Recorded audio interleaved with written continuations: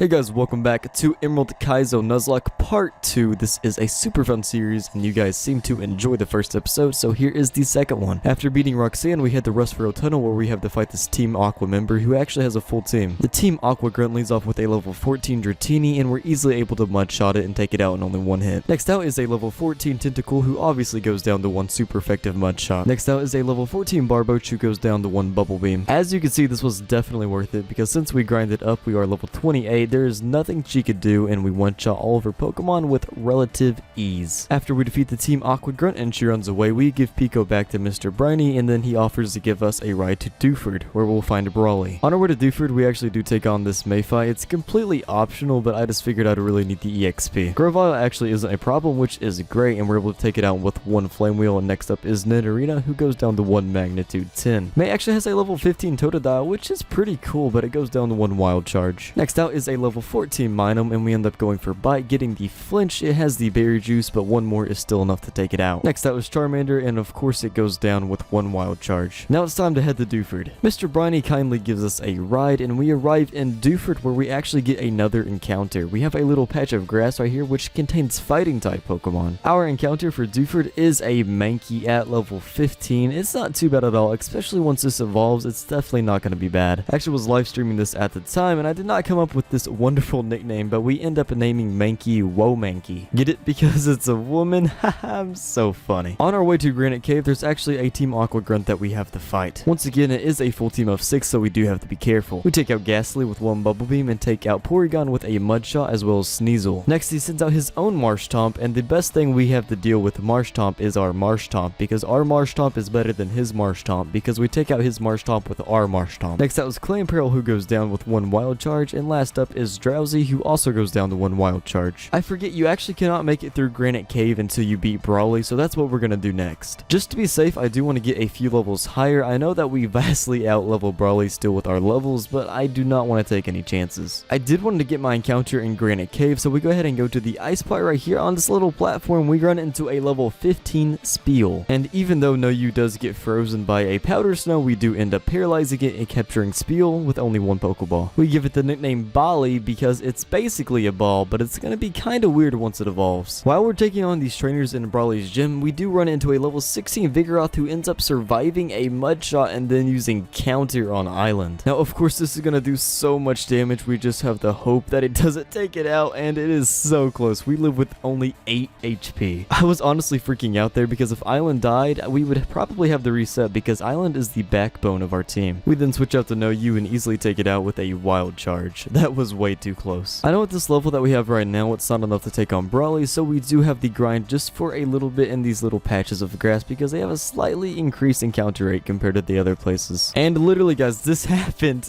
We ran into a shiny Mankey while we were grinding, and I didn't even know it was shiny at the time. As you can see, its shiny form is not very different from its original form, so I had to look back at the stream and see if it actually sparkled, and it was a shiny, which is absolutely crazy. In this Nuzlocke, we actually have shiny claws, and if you don't know what shiny claws is, it basically means if you are so lucky that you run into a shiny, you are allowed to catch it. So that's exactly what we do. We already have a level 15 Mankey, but I would definitely replace it with a level 15 shiny one. We obviously end up capturing it and naming it Hulk. I have not run into a shiny in Emerald for a long time. I actually can't even remember the last time I ran into a shiny on Emerald, so it looks super cool, and as you can see, here are the differences between the two. With that, we're going to grind up just a few more levels and take on Brawly. Brawly's first Pokemon is a Hitmontop at level 16 who has a Lumberry and has Fake Out, Mach Punch, Rock Tomb, and Secret Power. I know that Hitmontop's gonna go for Fake Out, so we switch into No U and get the Intimidate off, lowering its attack by a stage. We then get hit with Fake Out, but it only does a weak 4 damage as we take out Hitmontop with one Wild Charge. Next out is a level 16 Poliwrath, and I really don't care what Poliwrath has. There's no way he's surviving a Wild Charge. Next out is a level 16 Hitmonlee who has a Citrus Berry, Sleep Talk, Rolling Kick, Rock Tomb, and Secret Power. We send out Island and use Mudshot, one-shotting Hitmonlee. Next up is Hitmonchan at level 16 who also goes down to one Mudshot. Next out is a Meditite at level 17 who has a Lumberry, Brick Break, Shadow Ball, Rock Slide, and Fake Out. One Fake Out only does 6 damage to us, and we finish it off with one Mudshot. Last out is Brawly's Ace Hariyama at level 17. Hariyama does have Fake Out, but for some reason does not go for Fake Out this turn, as we hit it with a Mudshot and we get hit with a Rock Tomb, only doing a little bit of damage. One more Mudshot is enough to take it out, and we defeat Brawly. That was honestly a really easy gym battle. We definitely are overleveled, but in this game there's no such thing as being over-prepared. Eventually, we do find our way out of this ice cave, not using flash because we are just that good. And finally, we do find Steven, and he is in the same place as always, and I'm really not going to question how or why he's here. And with the second gym out of the way and delivering the letter to Steven, we now have access to go to Slateport. This video series is 1 video equals 1 gym, so this is going to be the end of this episode, guys. Next episode will be out relatively soon, along with a Pokemon challenge on Friday. If you guys want to see more Pokemon Emerald Kaizo Nuzlocke, make sure to leave a like and comment down below. Alright guys, thanks for watching like always, and I will see you guys in the next one.